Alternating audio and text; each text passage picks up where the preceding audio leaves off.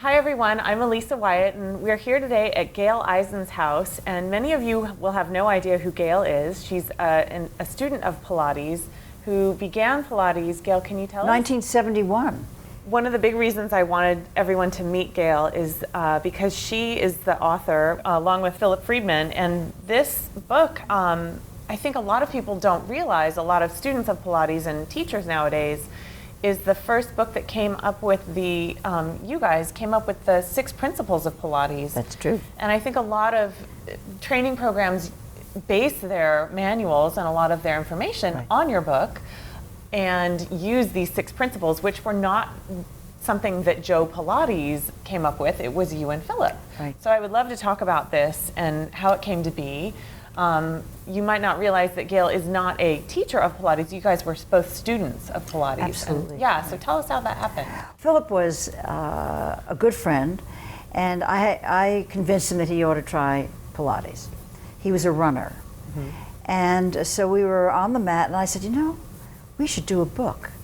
Really? We should do a book? Yeah. So we thought about it for a while and talked it through, and then we went to Romana, and at that time Philip had connections in the publishing world. So I think we had an agent who got Doubleday to publish the book. Now, what's interesting is that you have to just picture Romana wearing a painted white mink coat with red, pink, and blue and yellow painted on it.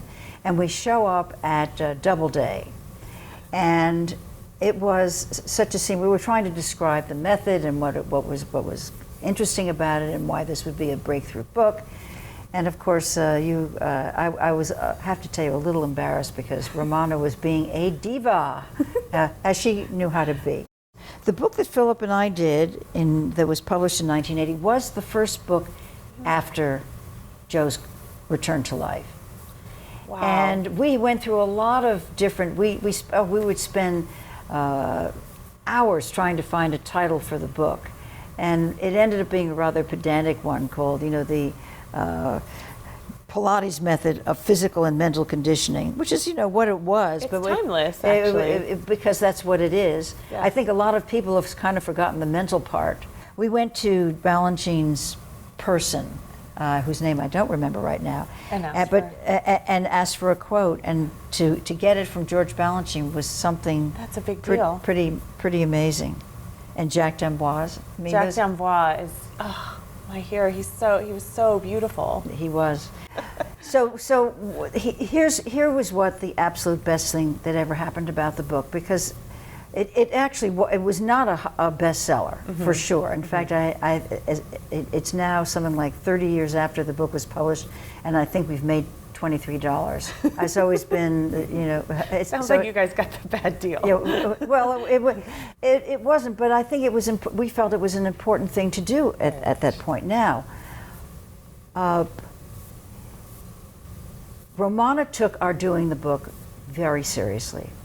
And so for many months, we had one-on-one sessions with her. Ones that would have cost, God, I don't know what she was charging at the end of her career, but we had a lot, and we recorded everything, so that we had those wonderful tidbits of insight and that she had about the method.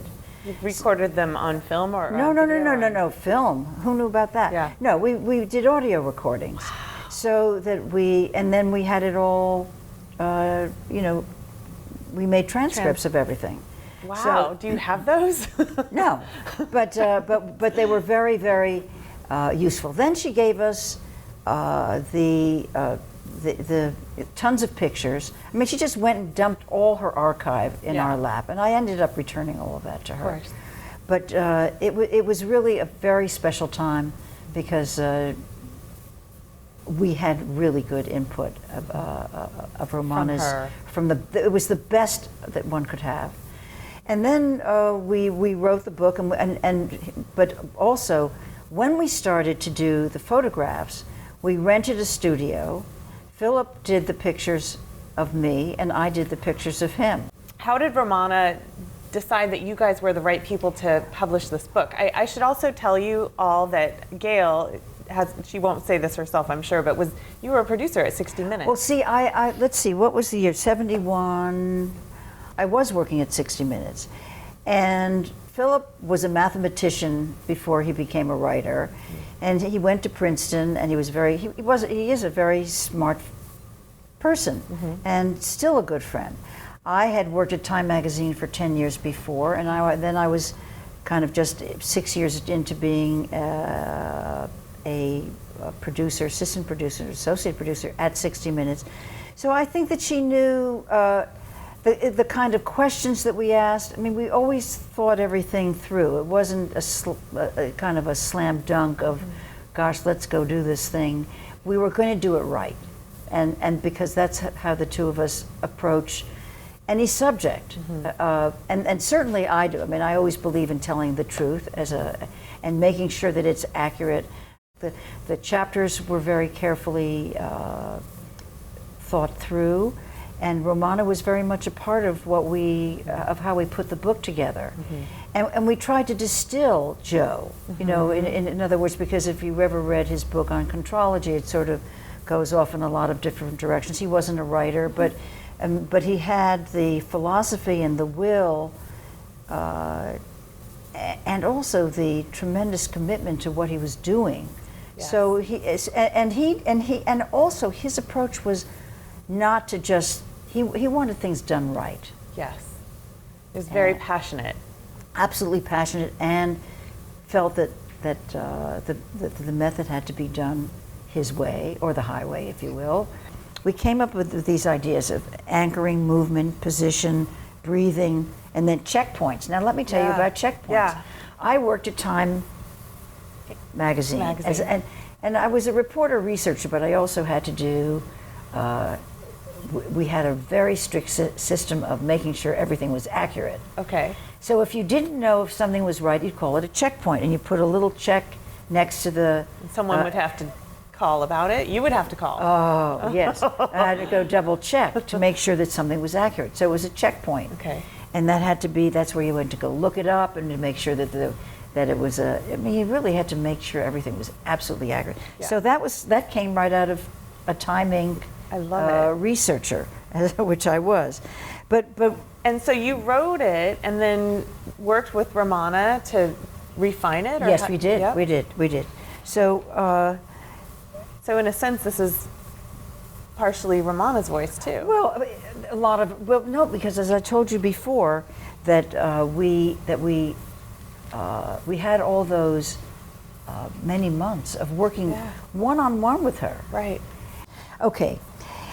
You know, if you think about the principles of Pilates, you know, because Joe alluded them very often, but the thing that you always, control was contrology. That was Joe's. He taught that everything was done with control, and that's because it was inherent in using control of your body is that you knew where your body was, the awareness of where you were, that you didn't do things without being being control of where your muscles were and where your your limbs were. So that was his idea, because he coined it contrology. Yes. And that was the study of control. I mean, that is what the bottom line is.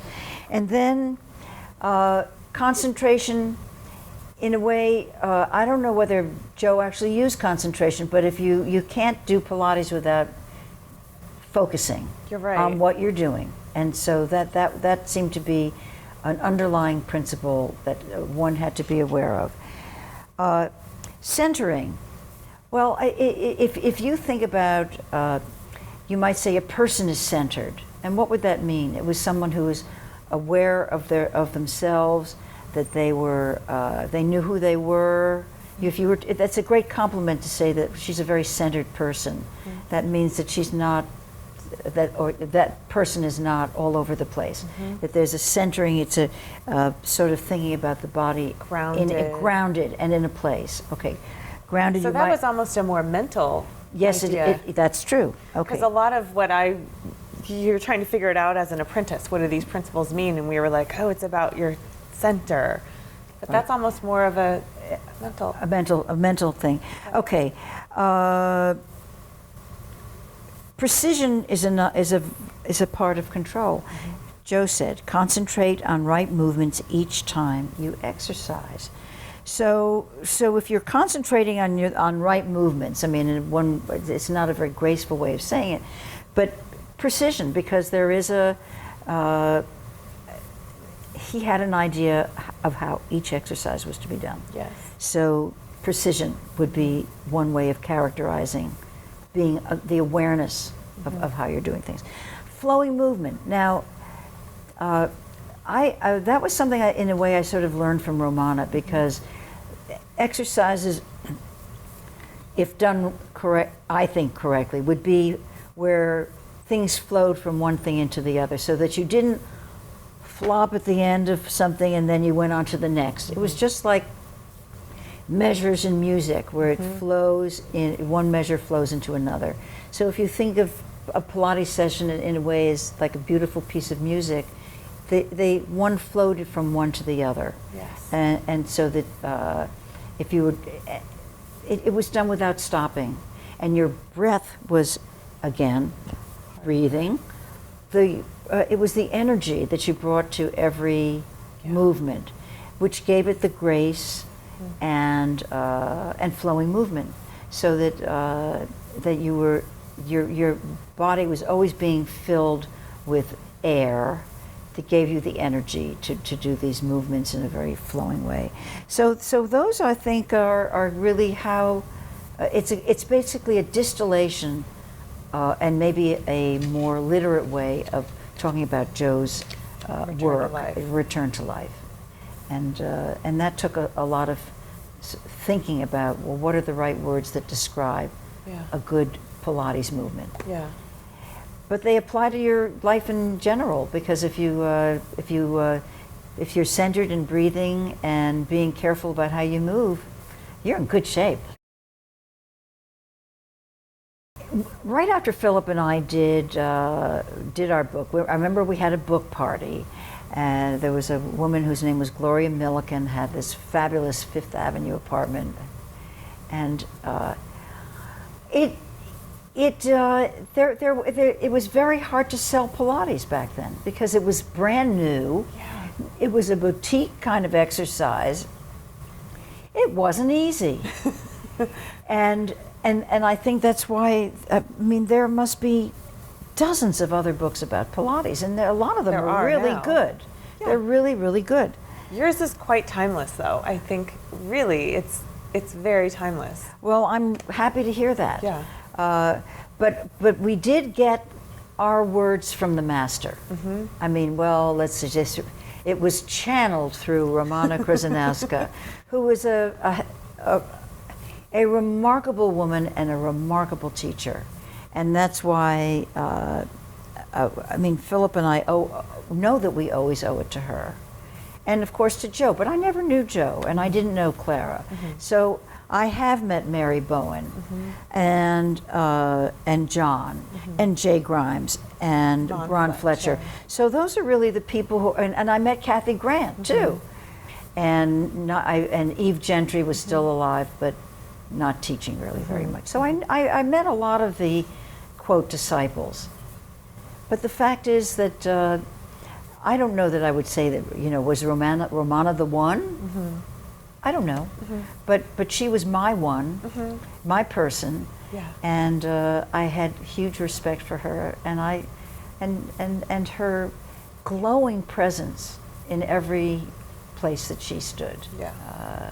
And people who were lucky enough to know her will always remember that. Yes, she taught you a lot about life. Right. But I will tell you that it wasn't until after Pilates took off that people knew about our book. Wow, interesting. It was not a bestseller. It was a hard sell. But it was at the time, it was too early. That's the thing. It was really. Did you guys have to go out and do the morning shows? Nobody was interested. I mean, that's the truth. I mean, we did get a great review in Vogue, And I appeared in a Time magazine article about women exercising. Imagine women exercising. Right. At the time, that was unheard of. Well, it really was. And even the old articles in the 60s that were Joe, I think it was Move Like an Animal, Yes. or it was just very, it was in Sports Illustrated. Yeah. So this is telling you now there's how many, It's a bit fringe. yeah, but how many health magazines are there now? Yeah. Compared to then? Zero. There was There's none. Dance Magazine. There was an article about him then. Women's Wear Daily, because a Vanderbilt Yes. did Pilates. It was really not known. But isn't it fantastic when you think about Joe's history, and that he came up with this method at a period of time where people didn't have any idea about moving that way. Right. And that here's a guy who came to America. He had a small studio for a very limited number of people who knew about him. And over the last 20 years, it's not just a little boutique business, it's millions of people who are doing Pilates in just about every place in the world. You can go from Brazil to Borneo, and they're doing Pilates. There's something very exciting about that. And you started at Romana Studio, right? I started at 56th Street, where at that point, Pilates was very much a boutique kind of exercise. Nobody really knew about it, and their sort of claim to fame was having pictures of old stars who used to go there. And I think there were only 4 reformers, 2 mats, and there wasn't a. Was this the space that was known as Drago's at the time? No, or was not the at one all. before No, that it was Romana's place. Her Afghan dog would be walking around, and there was Matilda and John. John Winters. John Winters, who was a lovely, lovely man. I want to talk about him. I will. And Matilda, who was a very, very good teacher. And also, well, Shari was basically a kid. So Romana's daughter, Shari. Right. And so there was a very different feeling. And if you stayed a little over and stayed or whatever, nobody seemed to care. And there was a pay telephone. And so that the people who were the CEOs and the rich and famous, which there were many, would stand near the telephone making phone calls while we were working out. But you got a lot of attention because Romana was almost like a choreographer. She would stand in front of all the machines, and I would say sort of pontificate, but she had sort of an air of running the place and authority. Dressed in usually some kind of a big colorful top and whatever. But she was really truly a lot of fun. There was a time when Pilates was people were just getting to know about it, and so someone from the Daily News came over and a photographer took pictures. So this is me many years ago doing horseback. Okay. And then this was a very serious thing of doing some rowing. I can't imagine. And now see, this is breaststroke. Yes. Okay, but see, there's Gloria Milliken on the payphone. Let me just show you some pictures. There was a period in my early days at CBS where I would do some movements that Romana had taught me about, just trying to get a little air in your body. And so I'd press my back against the door to the to an office and suddenly be refreshed in a couple of minutes. And I used to voice this on some of the people with whom I worked as well. Then this was and if you notice, there's this adorable person here at the end. This is up at SUNY again doing a mat class. And that's Romana. And that's Romana way in the back. The adorable person in the back. Yes, the adorable. Yeah, I think it's a dance program that they have there that the dancers are required to learn. Right. The other thing is that I think that as one grows older, which I have done, doing Pilates, that you really become very aware of your body in a way. You start to cherish being fit. And it's a very profound thought, because there are things that happen that are that happen when you get older. I mean, you shrink a little bit. You can't help that. Your joints get a little stiffer. Sometimes you can't help that either. Right. But you really want to be toned, and really toned, and feeling comfortable in your own skin. Yeah. That is what Pilates does in a very profound way. And I feel like I could say a walking advertisement, because people say, oh, well, you look younger than you are. Well, I don't always feel younger than I am. But, Sure. but I think that the way you walk, and if you have a presence and you sort of stay tall and you think about the balloon on your head when you're walking down the street, that's a great plus. It's a great plus. It's something that adds to the elegance of growing older.